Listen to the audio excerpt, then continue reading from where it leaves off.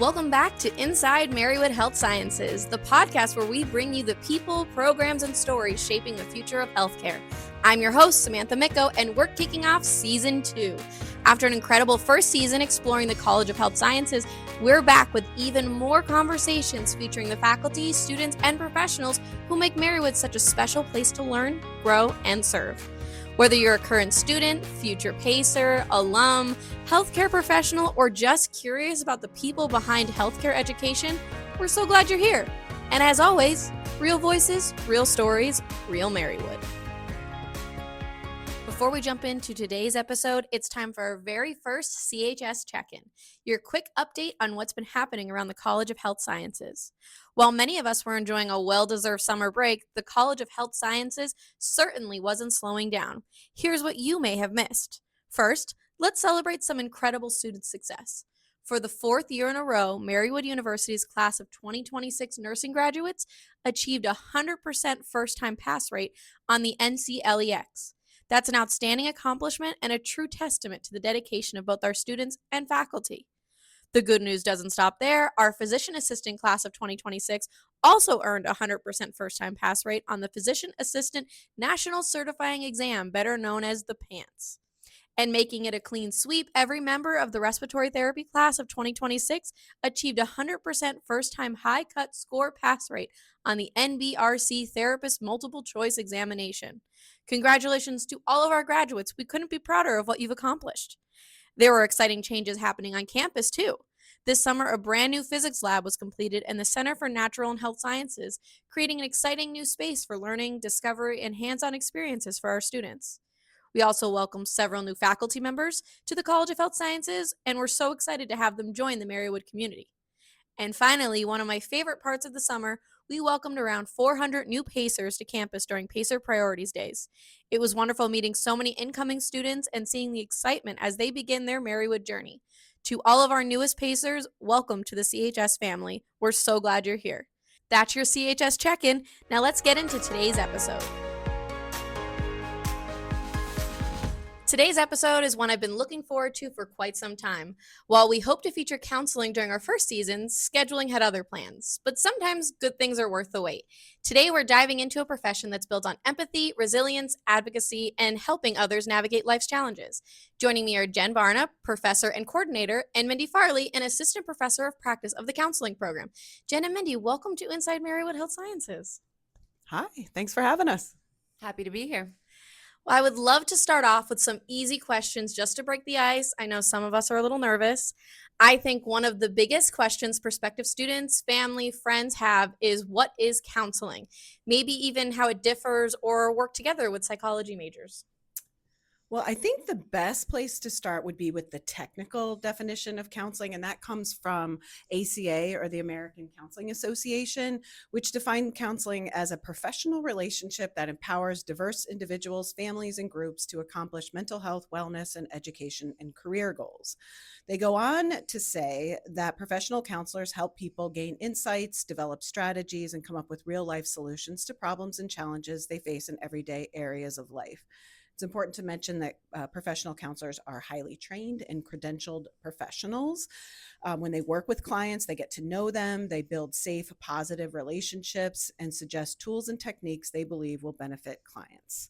For me, when I think of counseling, I think of relationships, I think of empowerment, I think of meeting clients where they're at and coming up with individualized strategies to help them be successful.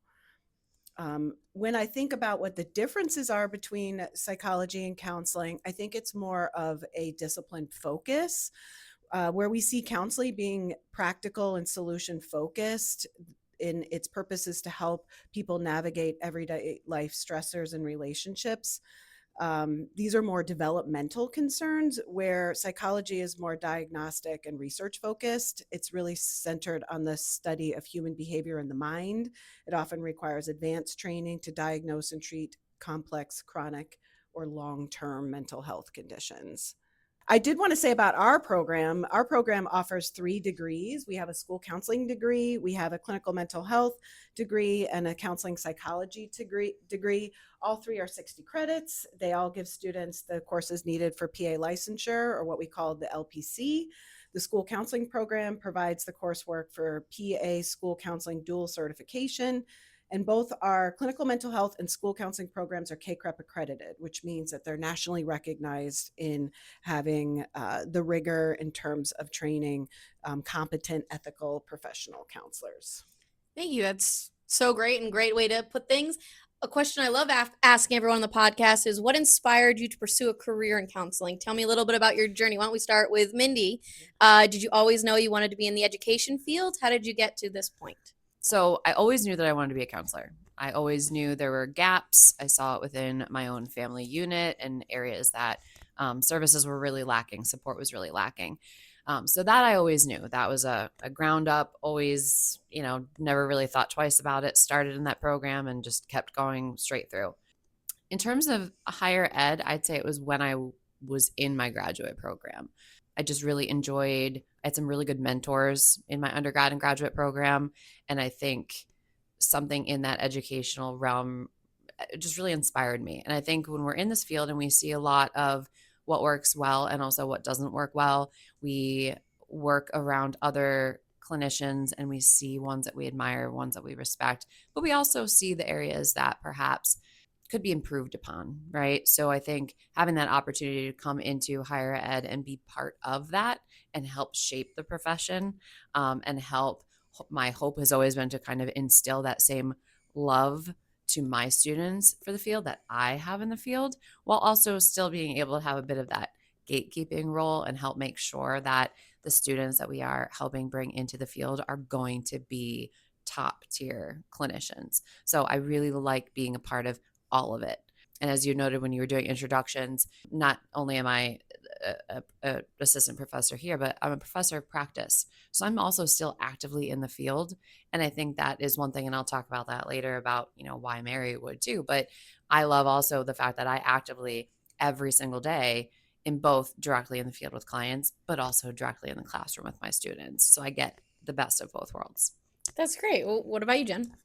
So when I think about this was an evolving process for me. I think started in middle school. So I remember that my friends and I, we used to have friendship conflicts, as often happens, and we would ask our teachers if we could go down and see our school counselor, and we would sit there and, he would work out the conflict and give us strategies. And I remember being so fascinated with how he interacted with girls that were really upset or people that were arguing and all of that. And so I got to the point where I wasn't even in the conflict. I would just go down to watch him work. And so I was like, I really am interested in this, but I really didn't know, what I wanted to do with that. But then I got to high school and I took my first psychology class. And I was like, this is fascinating because this talks about like how the mind works and, why we do what we do and why we think what we think. And so I thought, okay, there's something here. And then I went to get my undergrad degree in psychology. And when I finished with that, we had to kind of take a different direction. And all my friends went in different places. One became an admissions counselor, the other became a lawyer. And I thought counseling, like that's where I want to go. And not only counseling, but I want to work with kids because I felt like there's a place that we can really make a difference. So I went to James Madison for my master's in school counseling.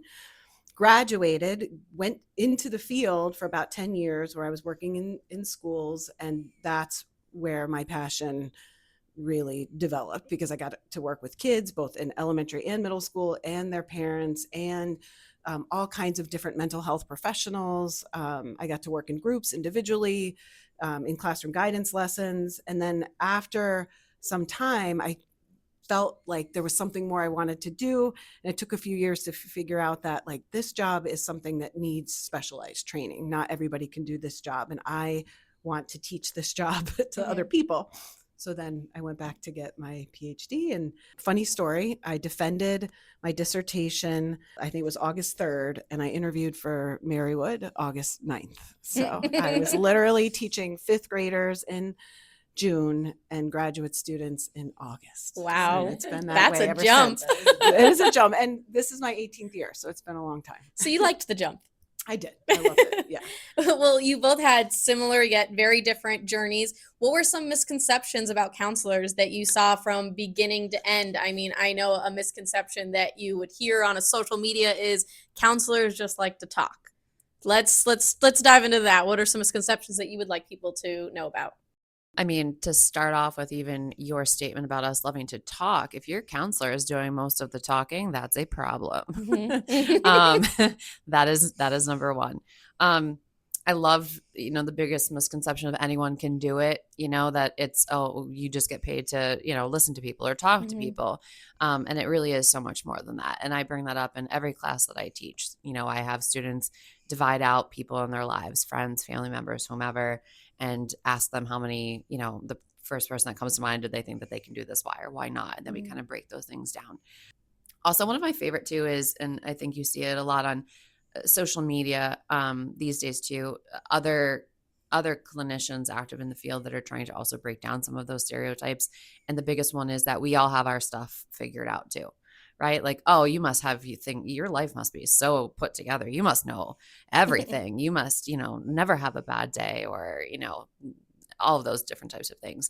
So I love that misconception, because we are just as real. Yes, we know certain techniques, trades, interventions. Do we always practice what we preach with the utmost accuracy and consistency? No, but we are human. But I think that's another fun one too. But the biggest one that I love challenging, and I will go toe to toe with anyone on it any day of the week, is that anybody can do what we do, or that advanced training is not required, to do this job. So I will defend that forever. That's not true. I agree. I don't think that I would be patient, and I see how caring and patient you guys are on a daily basis with students, faculty, even Dean Yeager every once in a while. But, what makes the Marywood counseling program unique and helps people get to be the great counselors that you guys are? Well, we love our Marywood counseling program for lots of reasons. I think the biggest reason is that we consider ourselves a community. And so when students are accepted, we reach out to them and say, welcome to our community. We're glad you're here, right? And so we do a lot of things to get them orientated to our community. We are considered a moderately sized counseling program, and we really like that, because that means we can get to know our students, and we can just offer a lot of different opportunities, because we're not too small or too big. Our faculty do have open door policies, and just mentioning our faculty, we have 5 core faculty. 3 of them are full professors. 3 of them own their own private practices. We are very involved in the community, both on campus and elsewhere, presenting, writing up publications and things. So we do that intentionally. It's not something we have to do, but we do that intentionally to stay involved and on the cutting edge of what's going on in counseling. Another piece that's really unique about our program is that we have a really strong focus on clinical skills. So students take several clinical classes so that they can be competent in any discipline that they choose to be in. So whether they're school counselors or clinical mental health, they have the skills to be strong counselors.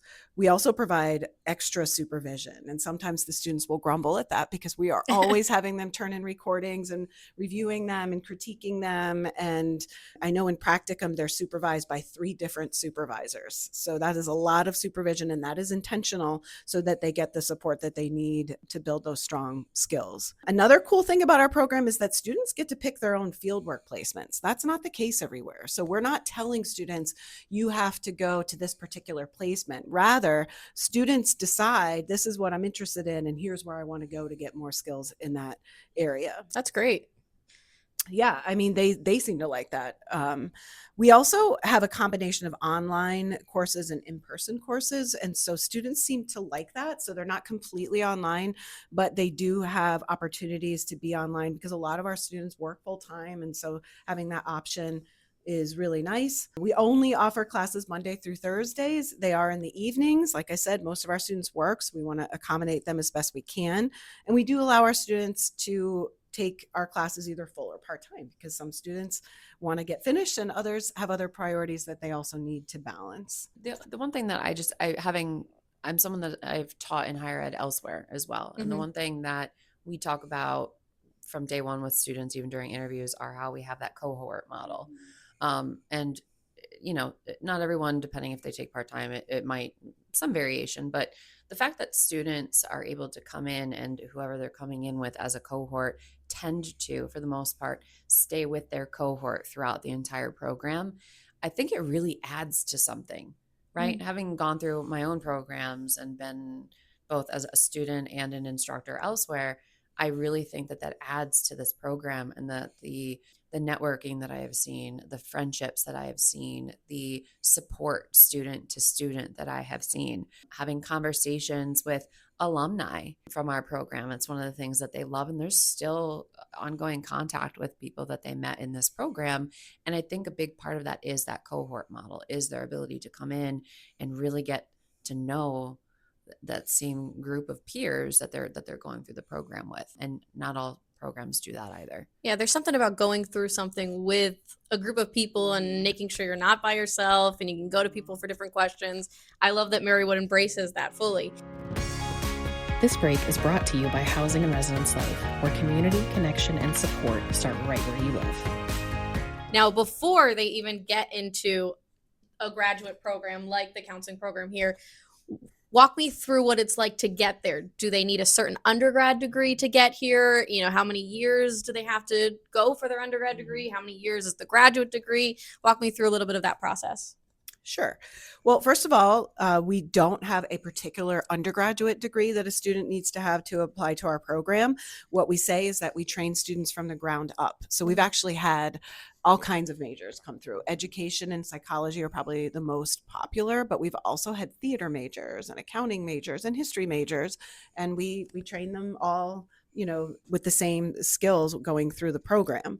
For our school counseling degree, that degree is considered accelerated. So that is a 2 years from start to finish. That is very unique. Most programs are longer than that. So it's 2 summers, 2 falls, 2 springs if someone goes full time. For clinical mental health, they're just a little bit longer, about 2.5 years, which is also, compared to some programs, shorter. We do allow students to complete the program part-time, which I think is nice for some folks who don't need to finish or want to finish in that time frame. Our application includes the standard Marywood application, all transcripts, 2 letters of recommendation, a personal statement, and then a group interview. Some of these are done on campus, some of these are done online. Once a student is accepted, they get assigned one of the core faculty members as their advisor, and that person stays with them through their entire time with us. We do require students to meet with their advisor twice a semester to schedule. So they are building a relationship with their advisor. Their advisor is learning what their needs are and how they can best support them.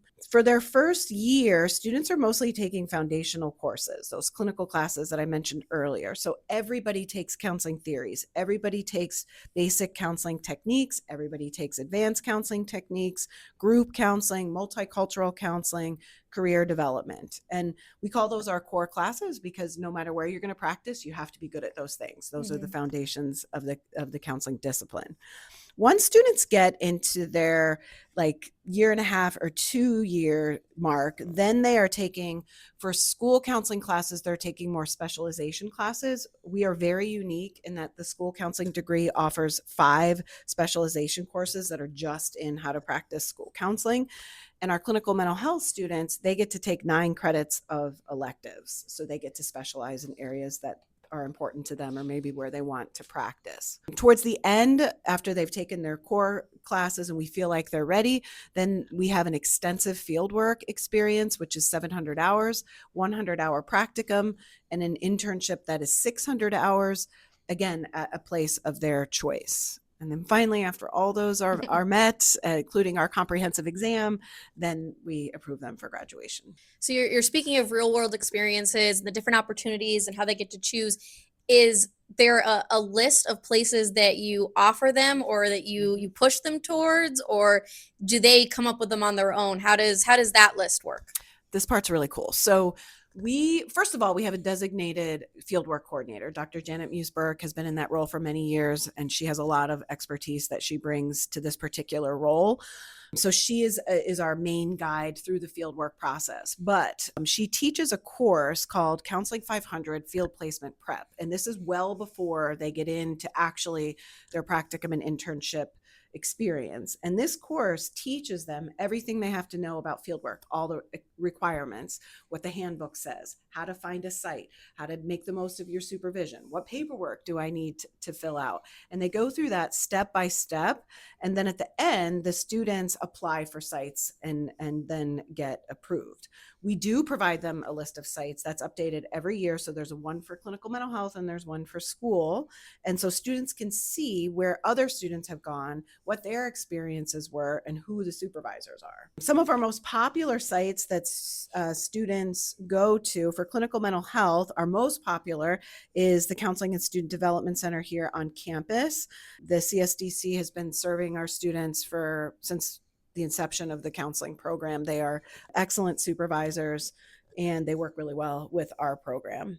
But other sites that clinical mental health students intern or do their practicum at is the Children's Service Center, Friendship House, Lakeside NEPA, Moses Taylor Hospital, PA Treatment and Healing, Lackawanna County Prison, and also they are doing more and more work in local private practice offices. Our school counseling folks, they go to any schools around the northeastern PA area, but some of our popular school districts are Scranton School District, Mid-Valley, Valley View, Western Wayne, Walpolpack, Delaware Valley, North Pocono, and Riverside. Sites tend to take our students because we have a proven reputation and track record of having professional, ethical, and competent students, and they don't have to do a lot of hand-holding. They can trust them, and we get that feedback all the time. So that's really nice.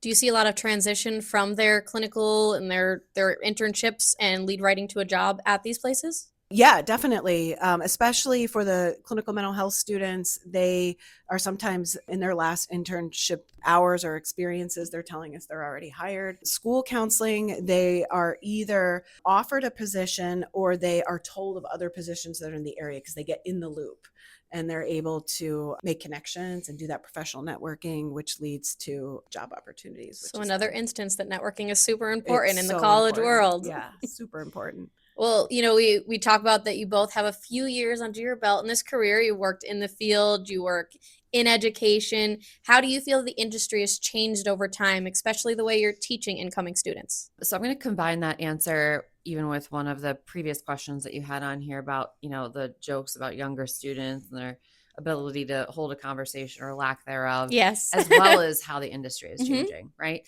I think first from a higher education standpoint is you have to make the content that you're teaching relatable, and they have to understand its direct application, right? So a way that number one, how I do that, I do incorporate a lot of humor. I try and keep myself relatively relational.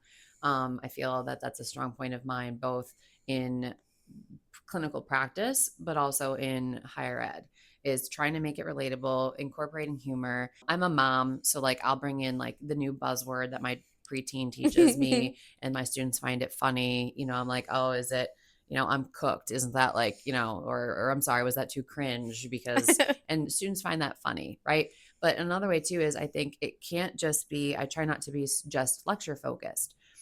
You have to include the students. You have to get them engaged, because if they don't care, you can't show them what it means to them, or they can't relate to what you're talking about, the likelihood that they're going to retain that enough to implement it or incorporate it or remember what you said, it's going to drop substantially. So I tend to start most of my classes with a small group discussion. One thing that I changed to make it relevant with how things are changing and even more real world context is when they come in they have to come into class with a question. It could be related to the material for that week, their reading, supplemental material that I posted, but it can also be something related to the real world as long as it has a direct application to our field, right? So sometimes students will come in with political or real world climate changes or one topic was funding cuts to mental health or funding cuts to education and things like that. They are allowed to bring in a question that they actually have or a concern that they actually have that is real world related, as long as we can tie it to the field. So, and I force them to talk about it in real time. And what does that look like? What are the implications for practice? What are the implications? How does that come up even in our world of bracketing, where we are not imposing our own values, beliefs, et cetera, onto clients? Because that's a real, it's always been a real thing, but I feel like in the last couple of years, we're seeing more clients come in with some of those concerns, or they're bringing in their own strong beliefs, and that has to take into consideration. The other thing too is the increase of AI, right? The conversations about TikTok therapy, like typing in AI, like, oh, I'm feeling, increasingly depressed last couple days. What should I do about it? Or on social media, like, oh, this influencer says A, B, and C equals bipolar disorder. Do I have bipolar disorder? Right. So like, those are real life things that we talk about. We talk about boundaries. We talk about dual relationships. We talk about what do you do when you get a friend request from a client. So I think the inclusion of a lot of what is happening day to day in real life, and what does that mean for their own practice? What does that mean also for changing concerns for clients? Right? Like, that is a big shift. Even the other thing too that comes up a lot that students will actually bring up even in small group discussion is some of the generational shifts, right? Like, their grandparents or great grandparents that would never even consider therapy, or, it's frou-frou and it's a bunch of baloney and this, that, and the other, compared to their parents who maybe were trying to figure it out and were at least open to the idea. Even if they wouldn't admit that they had a need for therapy, they might be open to their child pursuing, therapy, to now them. And what does that look like? And what does this look like different all the way to their generation and younger generations and students? Dr. Barna talked before about the love of her school counselor and observing and how beneficial that was. My daughter, who is 12, had a little, dispute with her friends, and she willingly herself raised her hand and said, can we go see our school counselor? Like, and volunteered her and her friend group to go, because this generation automatically says this is a good thing and this is helpful. They talk about the fact that some of them are in individual therapy at the school lunch table in middle school, right? That's a big difference from like when Dr. Barna and I were in school, right? Like, that wasn't something that was talked about. So I just think making it relevant, talking more about the real world and what does it look like for them, and also allowing them to bring in questions or feel comfortable having those discussions in class beyond just the lecture. The material is all 100% important. We still talk about that, but allowing them a little bit more room in a safe space to talk about some of their own thoughts, questions, concerns about this field and what it looks like, or how does this apply, or how do we navigate something like this today, I think is really helpful. So forcing them to be more engaged, but also really testing them to understand and realize what it's going to look like in real time, not like beyond the book, I think is really important. And those are some great and powerful emerging issues, between AI, politics, mental health, changing the way our parents and their parents treated things. And a lot of those issues spread across multiple healthcare professions.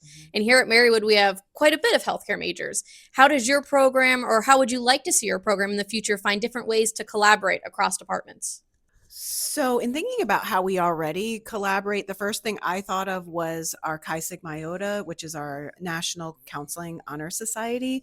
We have many students that are really involved with our Pi chapter. Some of the things that we do here on campus is we get involved with Mental Health Awareness Week. Our students participate in depression and anxiety screening.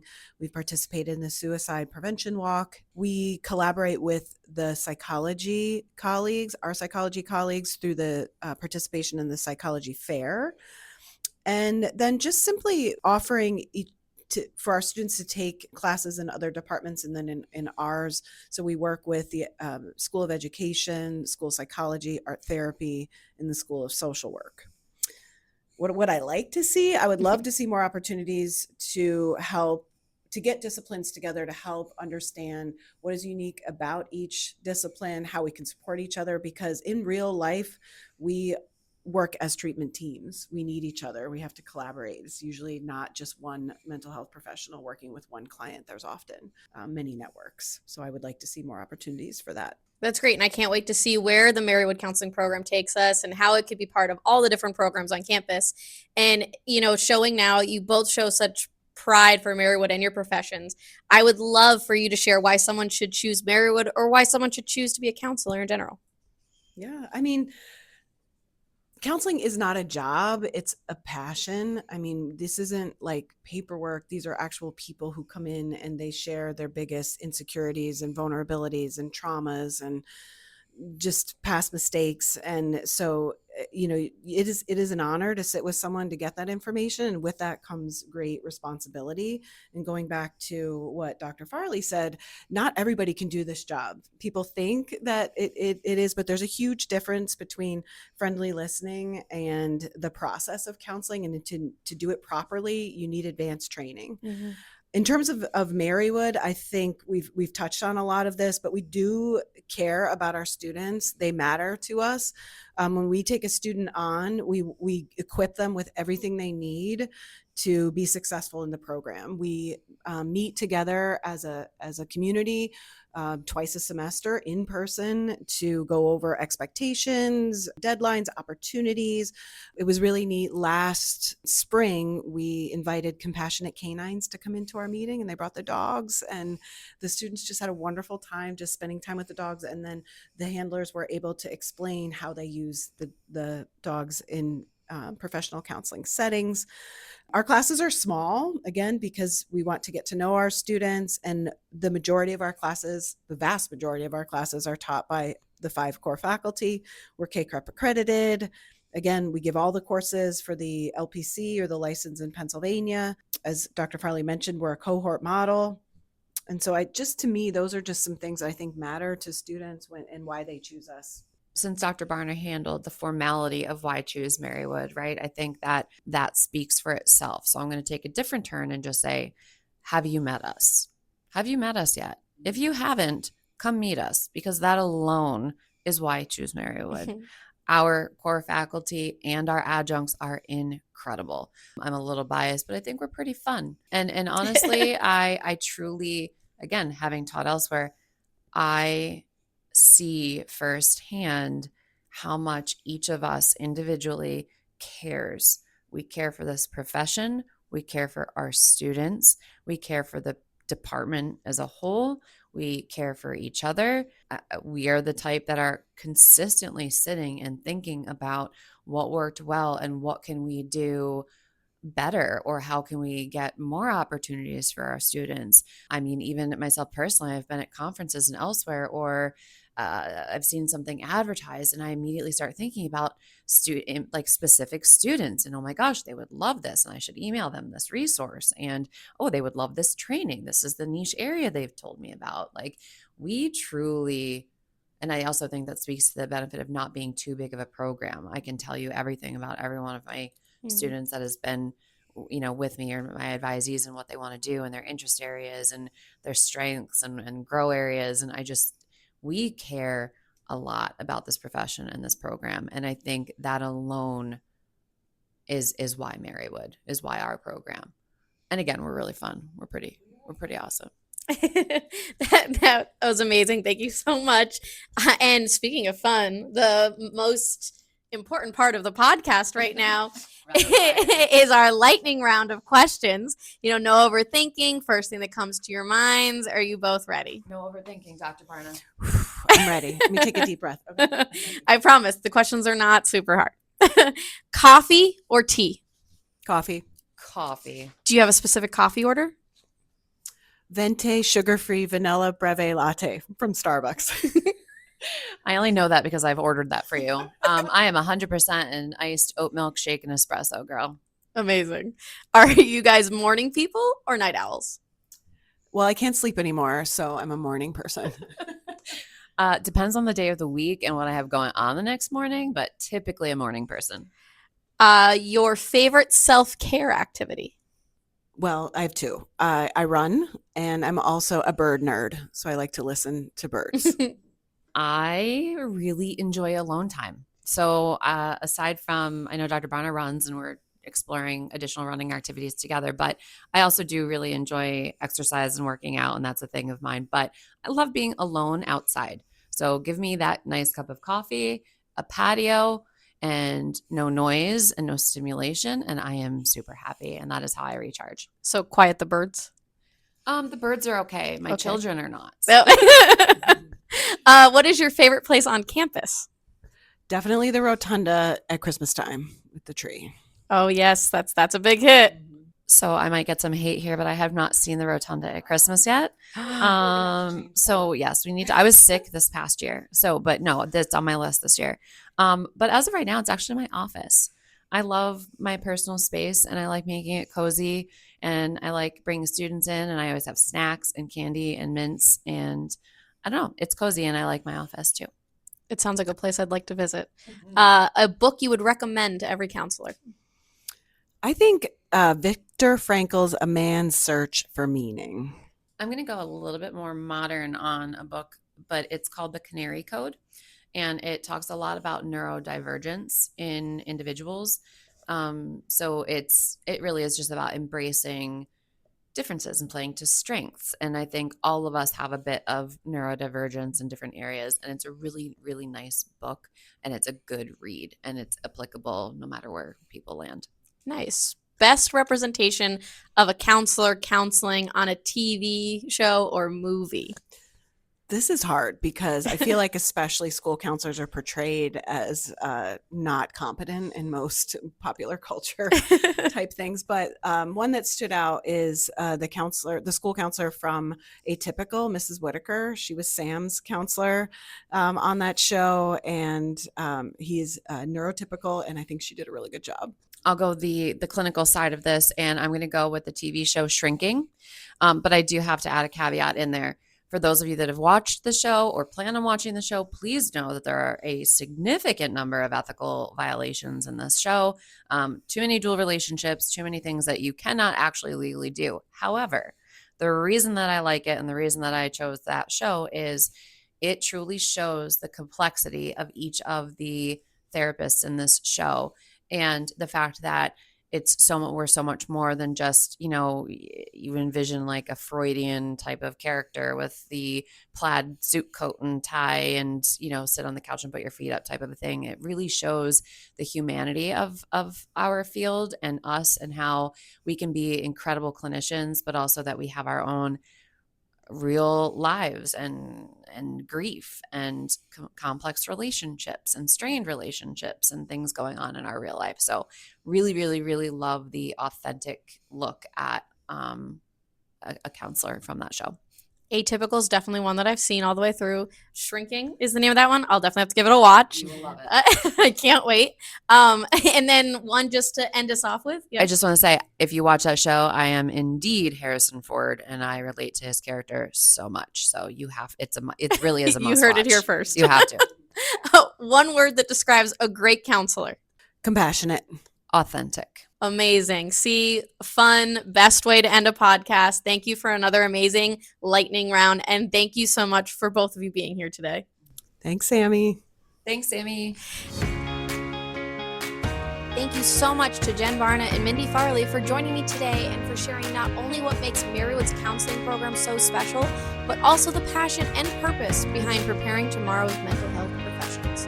And thank you to everyone listening. I hope today's conversation gave you a deeper appreciation for the impact counselors have on individuals, families, schools, and communities.